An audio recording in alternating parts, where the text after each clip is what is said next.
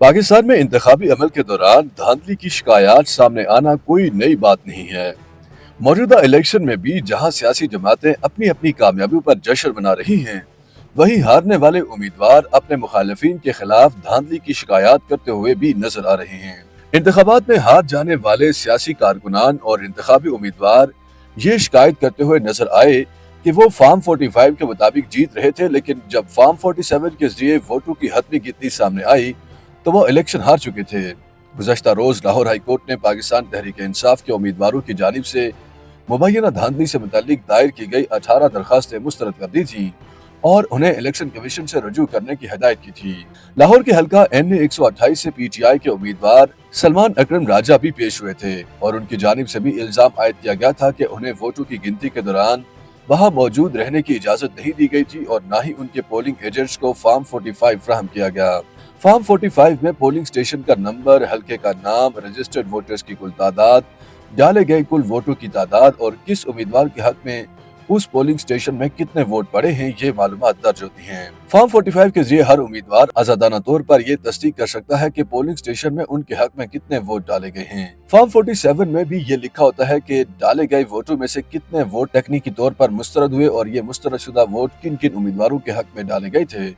इंतखाबात की निगरानी करने वाले गैर सरकारी इदारे फाफन के मुताबिक इलेक्शन एक्ट 2017 का सेक्शन 92 तमाम रिटर्निंग अफसरान को पाबंद करता है कि वो फॉर्म 47 यानी वोटों की गिनती और नतायज का ऐलान इलेक्शन लड़ने वाले उम्मीदवार, उसके पोलिंग एजेंट या मुबस्सिर की मौजूदगी में करे।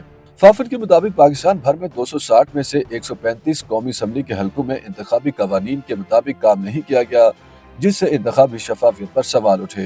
रिटर्निंग अफसरान ने 135 हलकों में free and fair election network के मुबस्सिरीन को वोटों की गिनती के अमल का मुशाहिदा करने की इजाजत नहीं दी। फाफन की रिपोर्ट के मुताबिक कौमी असम्बली के 65 हलकों में रिटर्निंग अफसरान ने एक या एक से जायद उम्मीदवारों या उनके पोलिंग एजेंट्स को इंतखाबी गिनती की तैयारी के मौका पर मौजूद रहने की इजाजत नहीं दी। रिपोर्ट के मुताबिक इन 65 हलकों में से 25 हलकों में मुस्लिम लीग नून, 24 में तहरीक इंसाफ के आजाद उम्मीदवार, 5 में पीपल्स पार्टी और 4 में आजाद उम्मीदवार, 3 में मुस्लिम लीग काफ और एक में इस्तेहकाम पाकिस्तान पार्टी, बलोचिस्तान नेशनल पार्टी और पख्तूनख्वा मिली अवामी पार्टी के उम्मीदवार कामयाब हुए।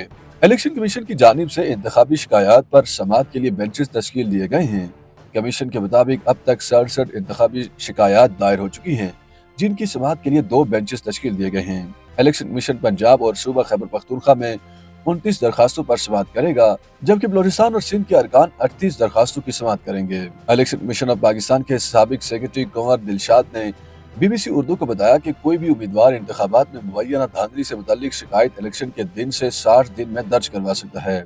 वो कहते हैं कि इलेक्शन ट्राइब्यूनल की जिम्मेदारी है कि वो शिकायत पर फैसला 120 दिन में करे, लेकिन अक्सर व बेशतर ऐसा नहीं होता और केसेस बरसों भी चलते रहते हैं। पाकिस्तान में इंतखाबी उमूर पर नजर रखने वाले सीनियर सहाफ़ी और तजज़ियाकार अब्दुल जब्बार नासिर कहते हैं कि इंतखाबी अमल में किसी भी किस्म की बेज़ाब्तगी को चैलेंज करने का पहला कानूनी platform election commission of Pakistan है। ट्रिब्यूनल मुकम्मल छानबीन करता है और जारी किए गए नताइज का ऑडिट करता है।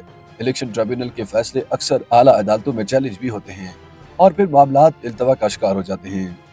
YouTube पर गूगली न्यूज देखने के लिए youtube.com की सर्च बार में गूगली न्यूज TV टाइप करें। गूगली न्यूज के पेज पर सुर्ख रंग के सब्सक्रिप्शन वाले बटन पर क्लिक करना ना भूलिए। YouTube पेज पर अपलोड होने वाली वीडियोस से बाखबर रहने के लिए बेल आइकन पर क्लिक कीजिए। आपको हर नई वीडियो के बारे में नोटिफिकेशन मौसूल हो जाएगा।